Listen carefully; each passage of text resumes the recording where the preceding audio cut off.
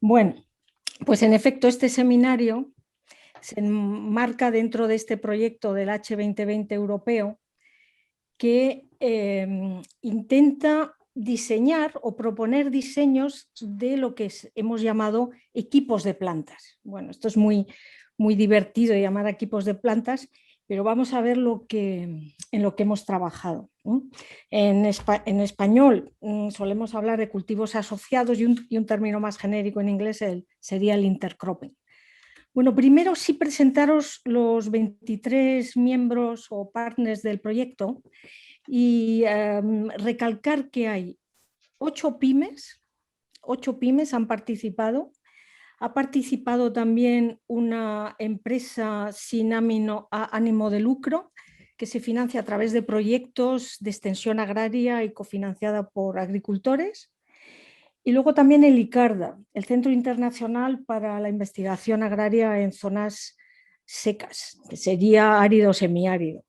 Tiene la sede en Líbano, pero los ensayos los han hecho en Marruecos. Entonces, esta lista de participantes empieza a dar una idea del enfoque del proyecto.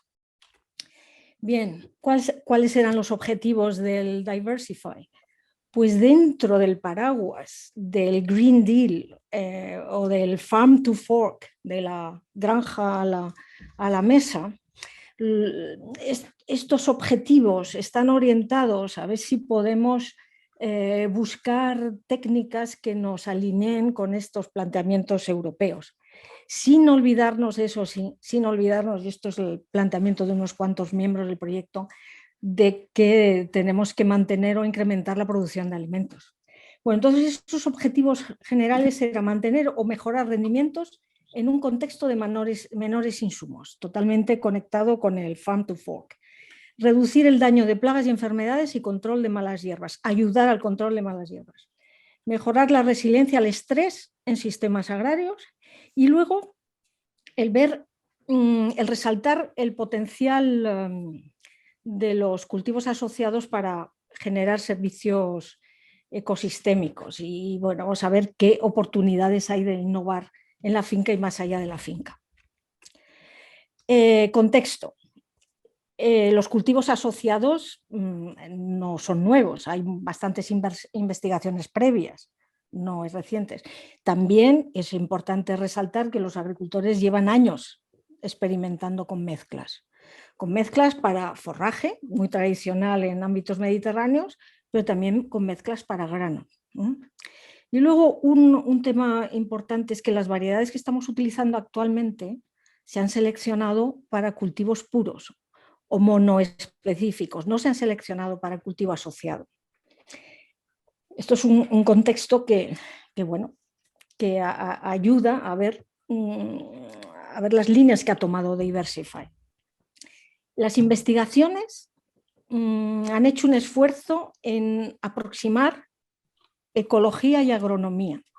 Entonces se testan conceptos y mecanismos básicos de la ecología para identificar a ver qué caracteres de tallo, ángulo foliar, índice de área foliar, altura de las plantas, me refiero a eso, raíces, sistemas de raíces y qué variedades son las óptimas para establecer las mezclas.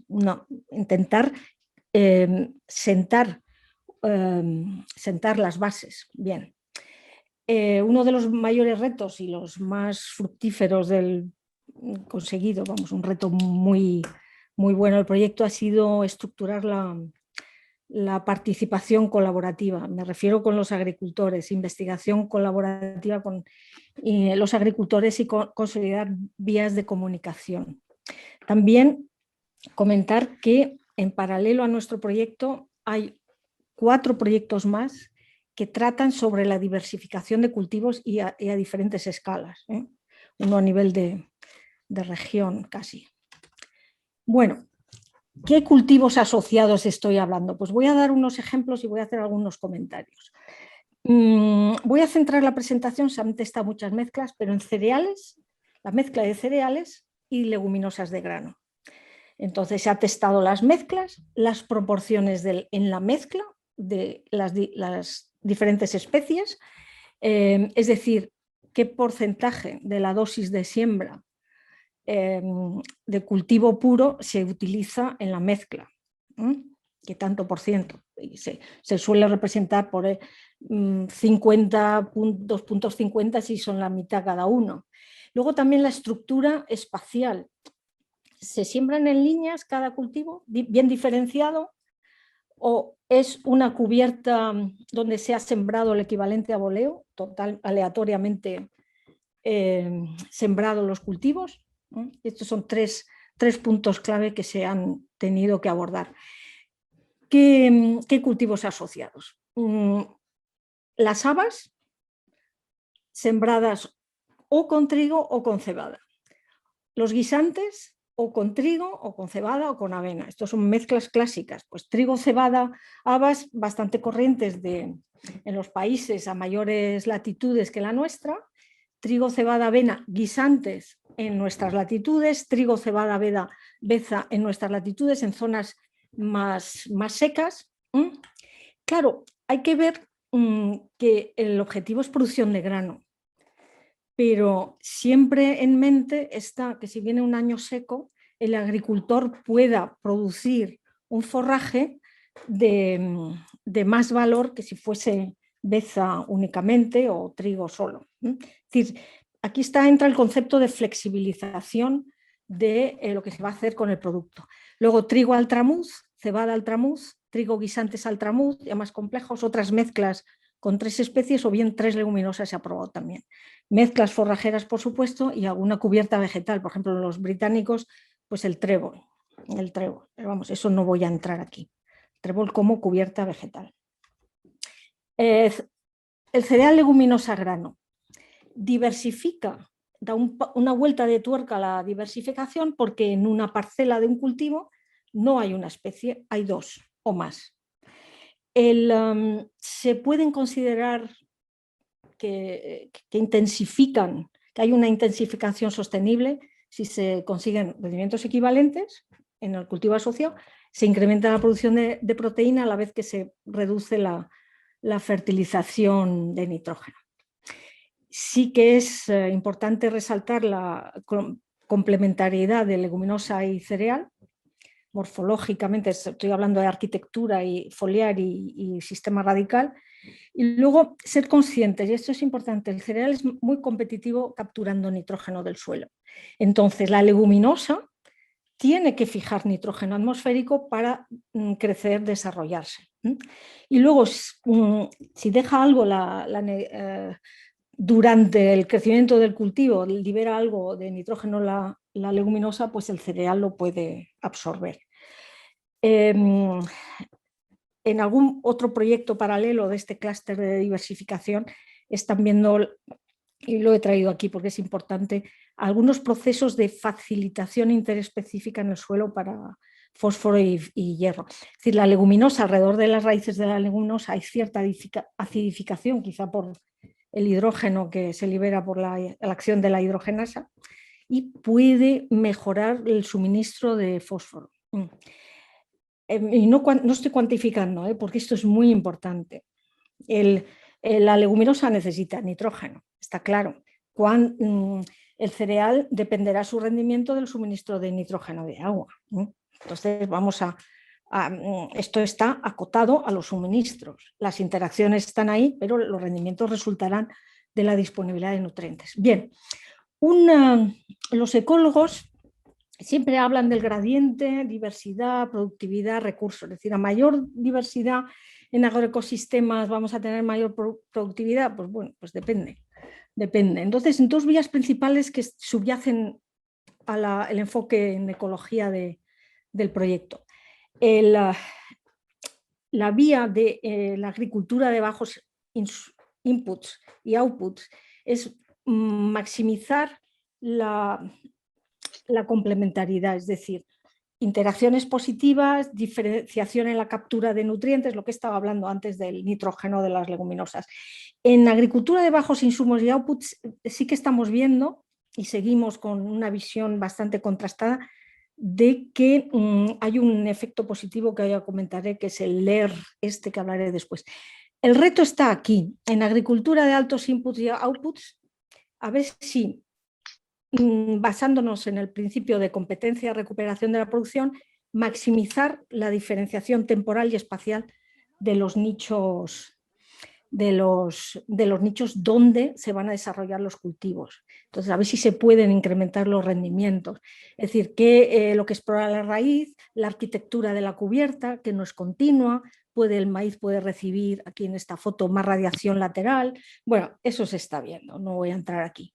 Pero vamos a ver qué pasa con altos insumos en el futuro, porque esto no es una cosa que se haya solucionado. Bien, en el proyecto se han hecho varios tipos de ensayos. En centros de investigación, universidades y pymes, ensayos típicos de nuestros de investigación, de los que solemos hacer en los proyectos de investigación, y ensayos participativos con los agricultores, que monitorizaban sus cultivos y hacían sus medidas también, tanto en agricultura integrada, como tenéis aquí a la izquierda y a la derecha, como en agricultura ecológica, bueno, y Vamos para allá. En otros cultivos. Entonces, esto es el de la derecha, es en Castilla y León, una cebada con un guisante que veis que a lo mejor la dosis de guisante se podía haber incrementado. Bueno, ¿qué seguimientos se han hecho? Pues está claro que hay que seguir los rendimientos, superficie relativa equivalente basada en rendimiento, que son la sumatoria de los ratios de los rendimientos de una especie en cultivo asociado y esa misma especie en cultivo puro. Luego las proporciones de las mezclas, pues 50-50, que es mitad de la dosis de cereal, mitad de la dosis de leguminosas, o mitad de la dosis de cereal y 70% de la dosis de la leguminosa. Eso hay que probar. Se estudia la estabilidad y rendimiento, sobre todo la estabilidad en varios años consecutivos en los rendimientos. Y por supuesto todos los parámetros morfológicos y ecofisiológicos reconocidos que utilizamos para estudiar la evolución del cultivo. La evolución de plagas, enfermedades y malas hierbas en algunos casos.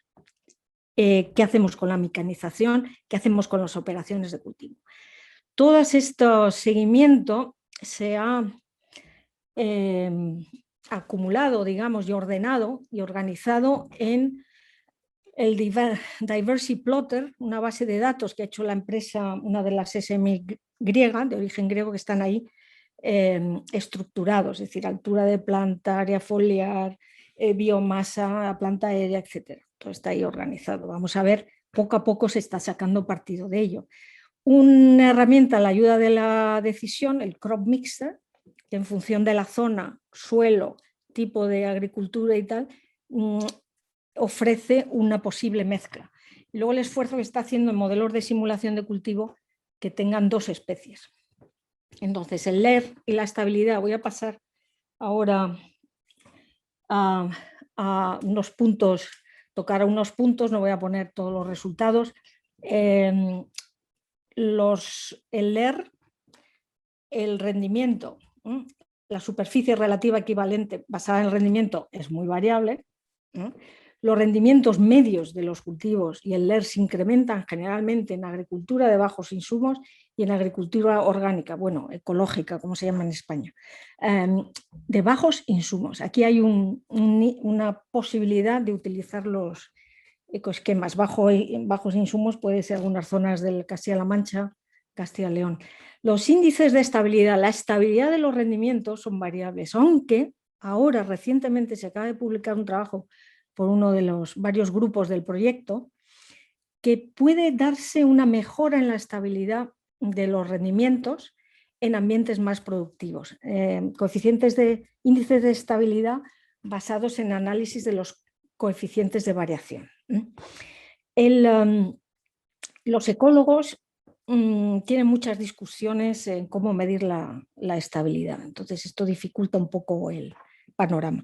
Aquí no sé si lo veis abajo, aquí un gráfico con los LERs en diferentes países o grupos involucrados, pues fijaros la dispersión que hay en algunos casos, por arriba y por debajo del 1. Hay que tener cuidado con Y aquí igual, bueno, pues hay alguno que tiene una estabilidad mucho mayor frente a otras, pero bueno, esto da más detalle.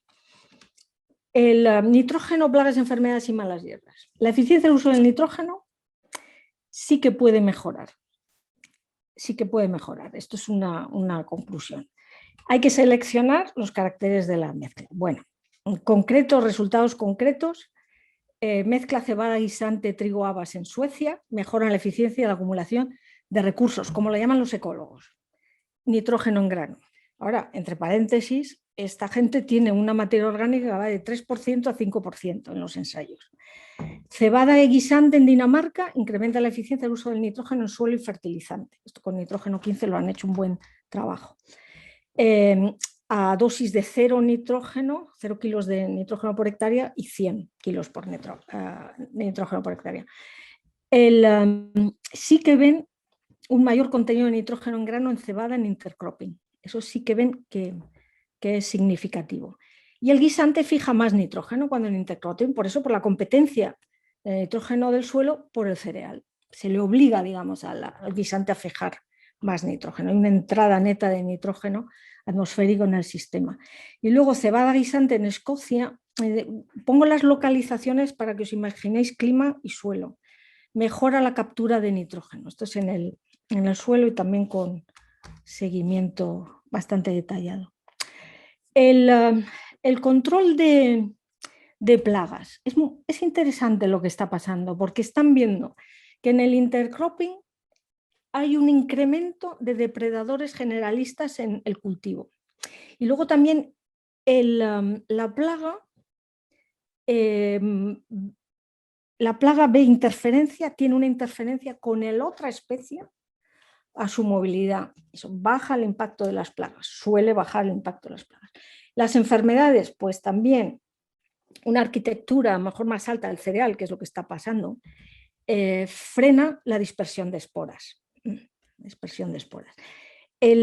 Sí que tengo que hacer hincapié es que las reducciones pueden ser significativas y beneficiosas, pero no se eliminan completamente. Y esto, los agricultores estaban muy contentos con las mezclas, decían, sí, pero ¿qué pasa al segundo, tercer, cuarto, 5 años? ¿Qué va a pasar con esas plagas que no se eliminan completamente? ¿Van a resurgir o van a bajar? Es decir, que ahí los agricultores están muy involucrados, tienen interés, tienen que hacer un esfuerzo para ello. Malas hierbas. El intercropping puede ayudar al cultivo de leguminosas. Y para simplificar, pongo el ejemplo del altramuz. En Dinamarca, el cereal, la cebada o el trigo se utiliza como cultivo acompañante. El prioritario es el altramuz para grano y el cultivo acompañante controla la propagación de hierbas. Entonces, en España se ha hecho en el sur, en Córdoba, con habas. Con habas, utilizando cereal para controlar la expansión de hierbas. Las barreras técnicas, unas palabras a las barreras técnicas ya para ir terminando. Esto es clave, esto ha sido clave la participación con los agricultores y alguna casa de maquinaria que se ha unido al final, alguna casa. Siembra y sembradoras, fecha de siembra, tamaños de la semilla, profundidad de siembra, diferentes dosis. Bueno, pues habrá que tender a sembrar en la misma fecha, poder jugar con la profundidad de siembra y poder ajustar las fechas. Agronómicas, control de plagas, enfermedades, malas hierbas, tal. ¿Qué fitosanitarios podemos hacer si no estamos en agricultura ecológica para tratar plagas y enfermedades que no afecten al otro cultivo, a la otra especie? Barreras relacionadas con la cosecha. La fecha de la cosecha, hay que sincronizar fenológicamente las variedades que se usan para cosechar la misma fecha, y luego la separación post cosecha, que no es tan complicado, pero si queremos producir pasta que provenga de intercropping, la pasta puede tener trazas de leguminosa, entonces puede haber gente que tenga alguna alergia. Y las barreras técnicas se clasificaron accesibles, disponibles, alcanzables en función de las necesidades de inversión por parte del agricultor que debería de hacer para ir al intercropping. Entonces van creciendo, sobre todo la agricultura de precisión, cuando el agricultor dispone de maquinaria para aplicar la agricultura de precisión, si es más fácil pasar al intercropping. Luego, se han generado de esta parte y de todo el proyecto, antes de dar entrada a Isabel, 32 practice abstracts que están en el European Innovation Platform, ahí están las webs, luego hay fact sheets como guías para agricultores tocando varios temas, y luego los vídeos. Este proyecto y la comisión ha hecho mucho hincapié en generar vídeos. Entonces, hay vídeos del proyecto aquí en Facebook y en otras plataformas, he puesto, y en el CIGRAM he incluido la de recomendaciones del proyecto europeo, porque hace referencia, entre otras cuestiones, a barreras socioeconómicas y políticas de apoyo que nos va a contar ahora Isabel. Isabel, le paso la palabra a Isabel. Me pasa. Bueno, yo me voy a referir efectivamente a los efectos económicos y las barreras socioeconómicas que condicionan la incorporación o la implementación de estas mezclas, de estos cultivos, y también a las posibles o potenciales líneas de apoyo. Voy a dar brevemente. Bueno, para determinar los factores económicos de los cultivos, de estos cultivos, hicimos una encuesta que se pasó a los agricultores, donde establecían y se les preguntaba sobre los resultados económicos. El problema está en que hubo unos malos resultados debido a la sequía, ¿no?, que se produjo en algunas zonas, y eso dificultó mucho la obtención de datos, ¿no? Además de la resistencia que normalmente tienen los agricultores a facilitar cualquier dato de tipo económico, pero sí que es verdad que el desarrollo del proyecto se vio muy condicionado por las condiciones de sequía. A pesar de eso, pues se obtuvieron algunas respuestas, y aunque los resultados no son estadísticamente significativos, pues sí que nos dan pistas, ¿no?, sobre cuáles son los efectos económicos y qué barreras pueden considerarse o condicionan su implementación con el objetivo de poder eliminarlas. Lo primero que hay que decir es que independientemente de los efectos agronómicos, para que estos cultivos se adopten, es necesario que se obtengan beneficios económicos, o al menos que la percepción de los beneficios agronómicos se compense con la ausencia de pérdidas económicas, ¿no?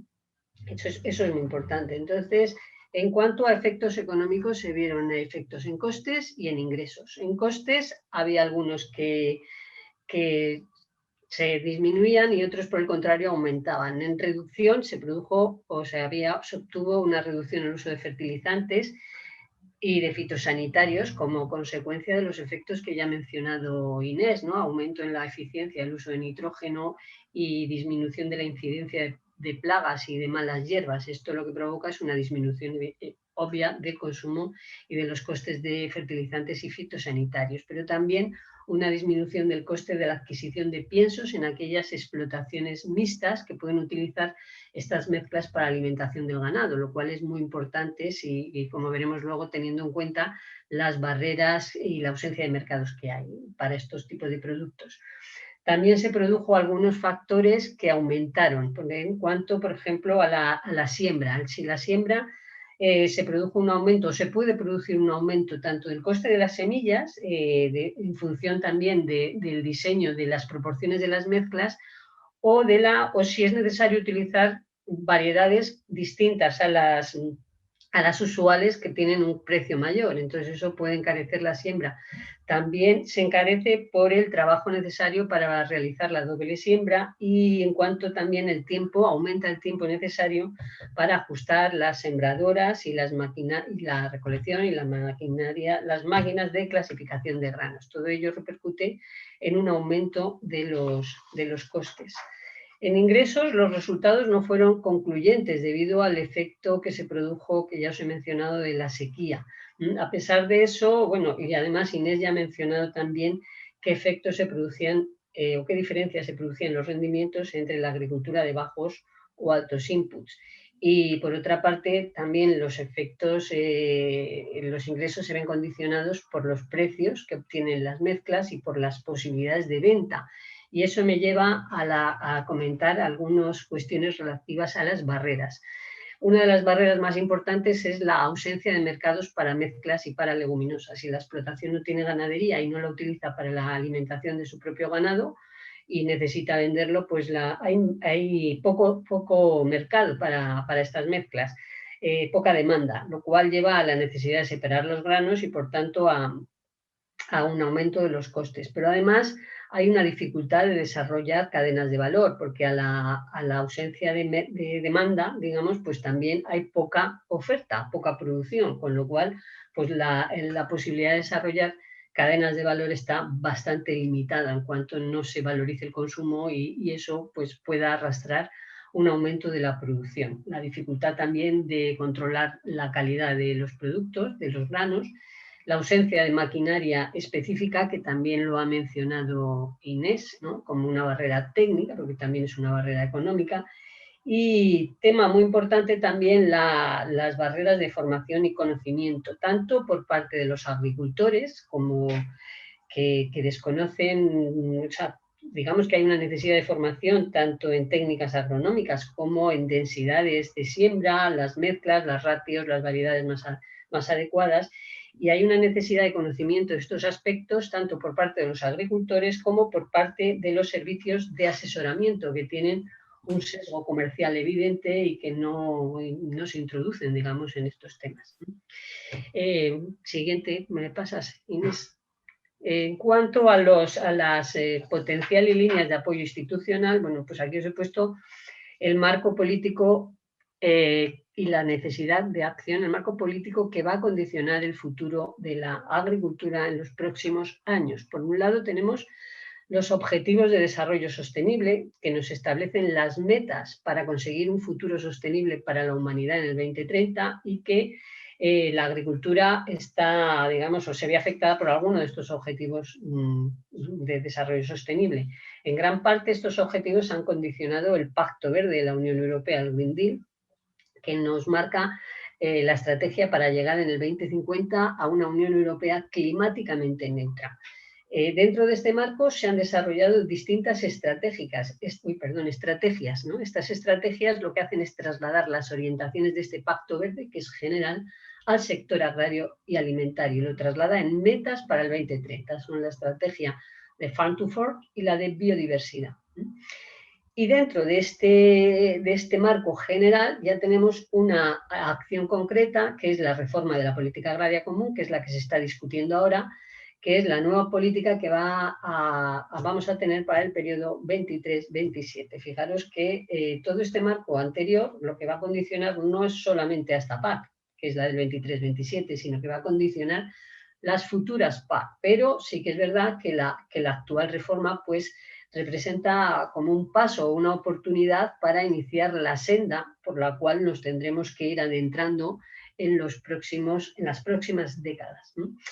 ¿En qué medida estos cultivos o los cultivos asociados pueden contribuir a esos compromisos o a esas metas? Pues hay distintos aspectos. En primer lugar, la contribución a la reducción del uso de fertilizantes y de fitosanitarios, que, como sabéis, es uno de los objetivos que se incluyen en la estrategia de la granja a la mesa.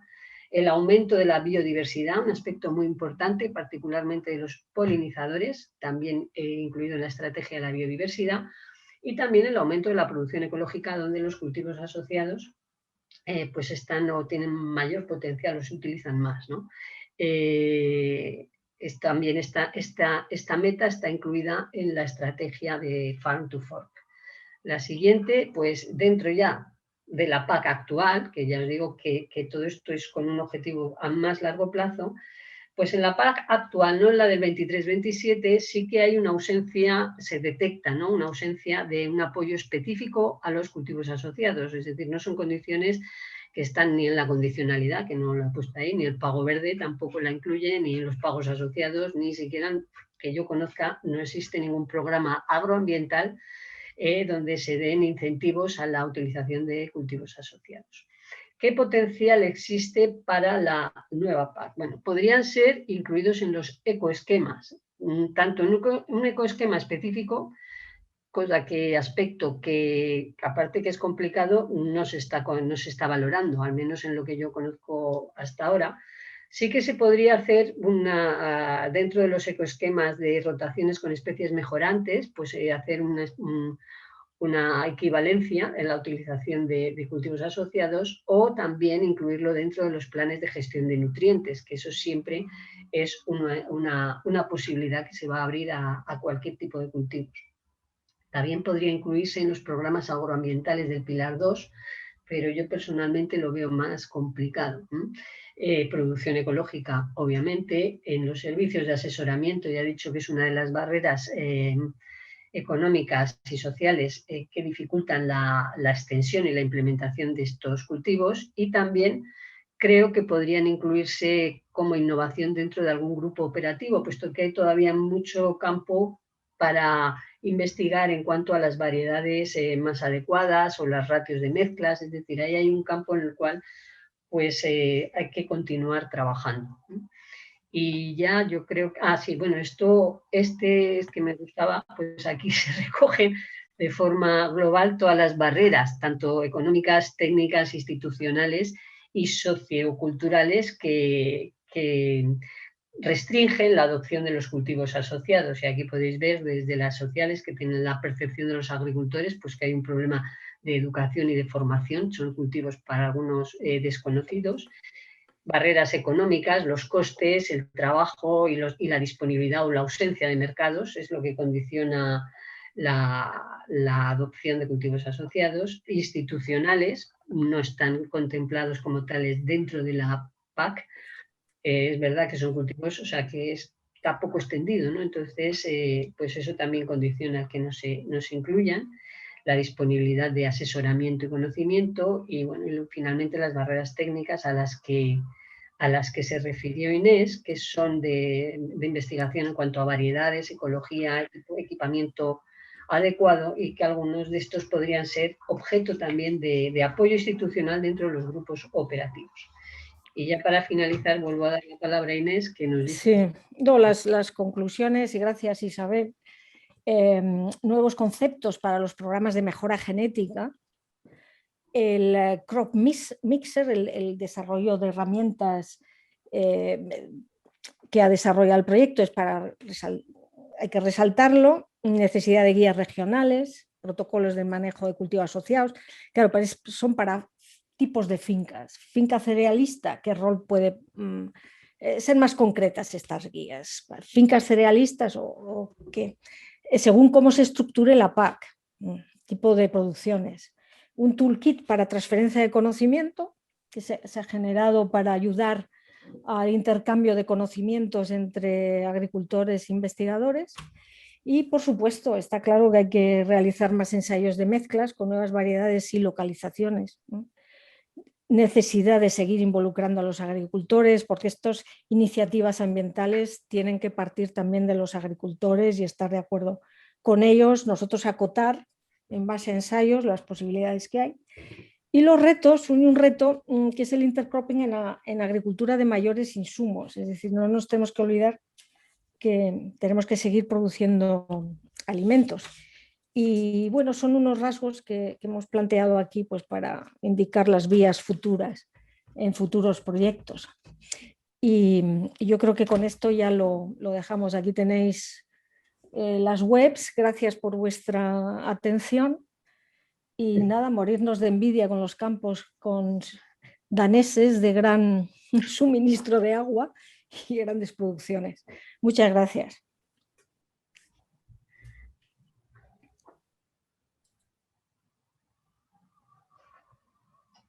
Pasamos a las preguntas, sí. Sí. Bueno, pues muchísimas gracias a Isabel y a Inés por esta exposición tan interesante.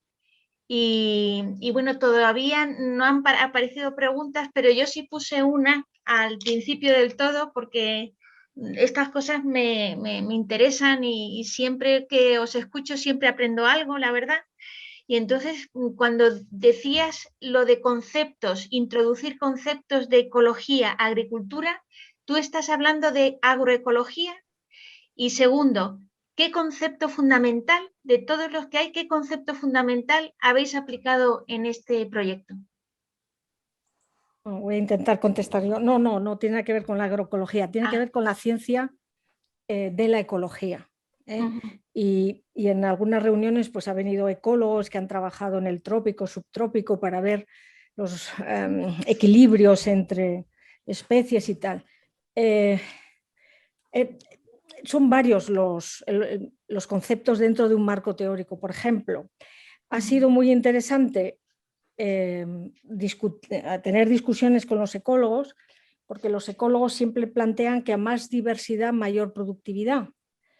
Y es una cuestión que se cuestiona desde la agronomía, por la competencia por recursos. Entonces, el diseño que se han hecho de los programas de mejora era para cultivos monoespecíficos, por lo menos para producción de grano, ¿no? En forrajeras es más flexible. Y luego, pues los dos vías que hay en ecología, que son las dos que he planteado, que se puede trasladar a la agricultura de bajos insumos, la idea de complementariedad de las especies, y en altos insumos, pues saber cómo evitar que compitan directamente y digamos, localizar las especies espacialmente a la hora de interceptar radiación y explorar el suelo. El sistema de raíces puede explorar de manera diferente el suelo, son lo que llaman ellos los nichos, o llamamos nichos, y incluir también el desfase. No tienen que ser solaparse totalmente los cultivos, sino empezar a jugar con desfases. Es decir, que es un tema abierto todavía, abierto. No sé si he contestado a lo que planteabas. Sí, totalmente. Carlos tiene aquí una pregunta que es, ¿entraría en esta consideración las praderas polifitas? Sí. Lo que pasa es que como hay muchísimo trabajo con forrajeras, no hemos tratado esto. Sí los han tratado el grupo portugués, que están refinando las variedades. Yo me he volcado sobre todo en producción de grano. El trigo, cebada, avena con guisante, habas, tal, o la beza. Sí, hay un grupo portugués y no he entrado, están haciendo investigaciones para generar variedades más adaptadas para mayores mezclas, mayor número de especies. Pero digamos que ese tipo de investigación tiene una trayectoria bastante asentada. No sé si le he contestado bien a Carlos. Muy bien. Aquí tengo otra pregunta de Luis, felicitándoos y diciendo que si tenéis una idea media aproximada, algún ejemplo de ahorro de dosis de nitrógeno por hectárea de los casos que habéis estudiado. Bueno, no. Los ensayos que se están haciendo es 0 nitrógeno, 50, 100, 150, y están viendo, bueno, se puede hacer comparativamente, pero claro, si estás en suelos que tienen 5% de materia orgánica, a otros que tienen 1%, yo creo que no, que habría que coger los ensayos y empezar uno por uno a ver lo que se ha obtenido de ahorro. Es decir, en la agricultura ecológica lo que sí es 0 nitrógeno y el input neto viene de la fijación, la entrada de nitrógeno. En bajos insumos, bueno, a mí ahorrar fertilizante y que luego el rendimiento sea menor, mucho menor, pues hay que verlo. Hay que verlo, y es uno de los problemas que hay, que bajan los rendimientos. Claro. Muy bien. Bueno, él te está respondiendo, Inés, diciendo que habías comentado que se mantenía el rendimiento. No, que ese es uno de los objetivos, mantener el rendimiento es lo que querés. Sí, no, en ecológico a veces se incrementa. Y tenemos LERs, Land Equivalent Ratios, mayores que 1. En los ensayos en Suecia, que no he puesto, pero tienen 114 de LER con 0 nitrógeno y 1,10 con 100 unidades. Pero eso no te indica cuáles son los rendimientos, son ratios. Ok. Sí, datos hay, pero ahorro de sí, Yeah. se podría estudiar. ¿Cuántos aspectos de manejo de cultivos se han tenido en cuenta? O sea, yo ya sé que habéis puesto lo del nitrógeno, ¿no? La aplicación de nitrógeno, que la materia orgánica, pero lo de hacer un tillage o no tillage y cosas así, ¿también se han probado o no? No se ha entrado tanto en el tillage. Bueno, yo estoy aquí contestando y tanto Isabel como yo hemos trabajado más en lo de las barreras socioeconómicas y tal, pero todos los viajes que hemos tenido, que he tenido a todas las reuniones de estas de campo con los agricultores, más que el tillage, el laboreo es en ecológico. Los otros pueden ir a siembras directas, utilizando herbicidas o bien realizando un manejo del residuo del cultivo anterior determinado. Pero sí que han utilizado herbicidas y glifosatos si hacía falta. Depende del tipo de agricultura. Han añadido nitrógeno, controlado plagas y enfermedades, excepto en ecológico. Y luego aquí tienes abajo, yo no sé si veis la presentación, abajo la sembradora está sembrando entre líneas de cereal, aunque hay un desfase de fecha de siembra y de profundidad. Eso es para mí eso es una complicación, como luego el consumidor no pague por un certificado. Que tecnológicamente se puede hacer. Sí. Muy bien. Aquí Roberto está preguntando que en relación con producción ecológica, el nivel de nutrientes, ¿qué nivel de nutrientes aportan, en especial sobre el nitrógeno, las mezclas en ecológico y si se mejora la calidad y esto cómo sería de aplicable en secanos españoles? Sí, yo veo bastante interesante aplicarlo en agricultura ecológica y yo creo, por un lado, por el control de hierbas y enfermedades, que yo creo que es la pesadilla, una de las pesadillas que hay en las zonas más húmedas. Aquí es mayor contenido de nitrógeno, lo que han visto los daneses, claro, con más materia orgánica en el suelo. Yo creo, en España lo que ha pasado, han hecho ensayos, pero en el 2018-2019, lo tengo apuntado, les vino el año seco en el sur y en el 17 y el 18 fue en el norte. Pero sí hay yo le voy a llamar señal, y ahora explico por qué. Mayor contenido de nitrógeno en grana en cebada en intercropping. Y luego el guisante aporta más nitrógeno atmosférico. Se le obliga, esto es una entrada de nitrógeno neto al sistema. Digo que hay una señal porque es significativamente diferente o simplemente mayor. Hay que tener mucho cuidado con esto. E insisto, fundamental, aparte de rendimientos y contenido de nitrógeno, profundizar un poco más a ver qué está pasando en las interacciones y absorción de agua que no se ha medido.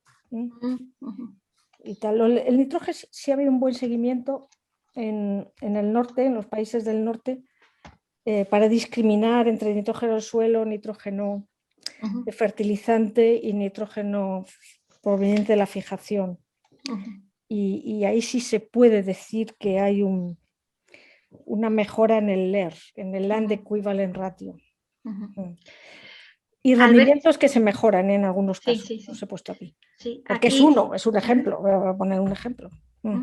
Dime. Mira, Alberto nos está preguntando aquí, ¿la competencia solar entre cultivos debido a la variación de velocidad de crecimiento entre cultivos puede ser un gran problema? Sí, no, por supuesto. Vamos a ver dónde tengo yo aquí, en esta foto. Aquí hay una diferente arquitectura, es que no tengo a mano las diapositivas, pero por supuesto. Y esto lo están viendo unos de Wageningen, a ver cómo disponer las siembras, no una línea leguminosa, una línea cereal, sino poner un grupo, 3-4 líneas de maíz, 3-4 líneas de soja o de la leguminosa, y cómo sembrarlas, a lo mejor con cierto retraso. Claro, eso hay que ajustar. Sí, a eso voy con lo de la ecología. Vamos, nosotros damos ecofisiología de cultivos y es importante en agriculturas de altos insumos el ajuste temporal y espacial para minimizar la competencia. Sí. Muy bien. Por aquí me había dejado una pregunta, pero la verdad es que ahora no la localizo. Esperanza, la pregunta que había hecho Hamid, os había hecho una pregunta. A ver si la vuelvo a hacer y entonces ya sí que la veo. Yo la veo. Ah, vale. El uso de agua, ¿se sabe si existe alguna ventaja cuando se hace intercropping? En tema de agua, bueno, en tema de agua, vamos a ver, en zonas áridas y semiáridas con una sequía terminal o en un déficit hídrico, voy a hablar déficit hídrico terminal, si entramos en calificar ese déficit hídrico como sequía, los agricultores que sufrieron la sequía en los ensayos vieron claramente que podían no ir a grano sino cosechar. Es una cosa bastante descrita, el uso dual de la mezcla para grano o para forraje.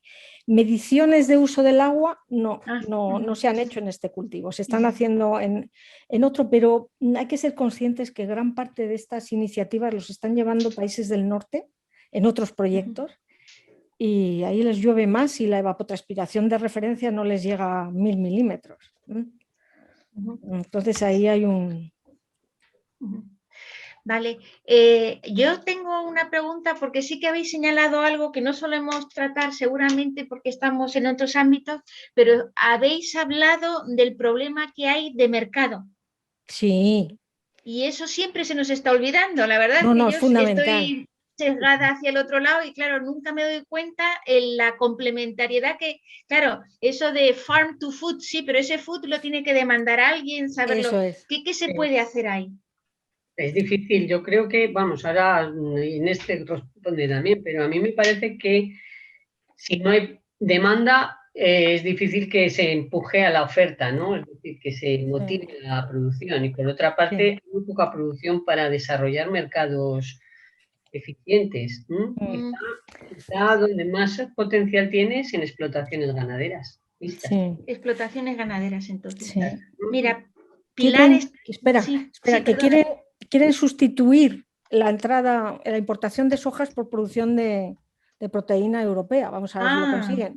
Pero en alimentación animal hay otro proyecto que está centrado, que tiene gran parte en consumo, mercado y tal. Vamos a ver, en los colegios españoles los niños consumen garbanzos o lentejas o judías 2 veces a la semana. En Alemania, Francia, eso no es así. No hay demanda. Los británicos están haciendo un esfuerzo publicitario para incorporar más legumbres al consumo. El ejército se les plantea en las dietas, en los ranchos, que incluyan leguminosas. Pero es crucial. No se les puede hacer a los agricultores ponerles el peso de producir leguminosas porque ambientalmente es interesante y luego no las pueden vender. Claro, eso sí, es verdad, tienes razón. Sí. Pilar nos está preguntando aquí, ¿se puede constatar que en algunos casos la recolección de las leguminosas puede mejorar con el efecto tutoraje que haría el cereal? Sí, totalmente, totalmente. No lo he comentado, pero no se encaman, eso lo están viendo con habas y con guisantes y con lentejas y con otras que están incluyendo por ahí, totalmente, sí. Muy bien. Bueno, pues por el momento parece ser que nos han aquí puesto las primeras ráfagas de preguntas. Estoy segura que cuando tengamos la presentación y la grabación, gente que lo verá y nosotros mismos se nos van a ir ocurriendo más cosas y seguro que va a suscitar debates, porque lo veo que tiene chicha, como decían algunos. Esto tiene chicha. Sí, esto ha abierto unas vías importantes, sí. Tal vez queráis añadir a cada una de vosotras algo más después de estas preguntas, después de la presentación, algo que queráis realmente reseñar. Bueno, no, que esto es una avenida de investigación y desarrollo importante y que los agricultores están interesados, pero necesitan un apoyo. Yo veo que necesitan, porque pueden tener pérdidas al principio, hasta que ajusten las dosis. Sí, claro. Y, bueno, que ha sido un proyecto muy bonito, la verdad. Yo creo que yo he aprendido bastante. Sí, nos lo hemos pasado muy bien. ¿Y hay perspectivas de una continuidad con algún otro proyecto? Lo que estoy viendo es que ya se van dividiendo a temas específicos. Por ejemplo, sistema de raíces. Pues ver cómo interaccionan. Plagas y enfermedades. Se está empezando a focalizar en las lagunas, para investigar en las lagunas, tal. Sí. Muy bien. Maquinaria, tal, sí. Bueno, muy muchas bien. Gracias, Ana. No, para mí un placer escucharos, la verdad, porque siempre aprendo yo también. Hemos sido muy prudentes, ¿eh? Nosotros no tomamos, Isabel y yo no tomamos partido. ¿Sabes? No somos creyentes en nada. No habéis dicho nada de cambio climático. Yo me lo estaba esperando en algún momento, ¿no? Porque esto es más a corto plazo y el utilización dual de pasto o grano para forraje o grano es muy importante y esto en años extremos, que son los dos que hemos tenido, uno en el sur y otro es un ejemplo de que, que mantienen algún ingreso por la calidad del forraje que obtienen con los cultivos asociados. Bueno, pues yo creo que hasta aquí. Tan solo dar otra vez gracias a Inés Mínguez y a Isabel Bardají, catedráticas cada una de producción agraria y de economía, que se complementan y nos han mostrado este trabajo tan bonito y de que estoy segura de que va a traer más colas, y que todo esto es un resumen de todo lo que han trabajado en el proyecto europeo Diversify, y que yo realmente me encantaría que siguieran en esta línea, porque lo último que han dicho de que a los agricultores les interesa, eso para mí es un peso tremendo para tener que hacer el esfuerzo de ayudar y participar en estos problemas a los que ellos se tienen que enfrentar todos los días y que claro, su medio de vida depende también de esto. Pues yo creo que nada más. Si alguna cosita, alguna cosita más que alguien quiera añadir, pero si no, yo creo que ya vamos a cerrar aquí. Muy bien, pues muchas gracias a todos. Deja de compartir y así vemos. Muchas gracias. Inés, deja de compartir la pantalla. Bueno, pues yo aquí, en nombre de todos, os voy a dar unos aplausos. Se puede quitar ya el micrófono, ya se puede abrir. Muchas gracias. Gracias a todos. Muchas gracias.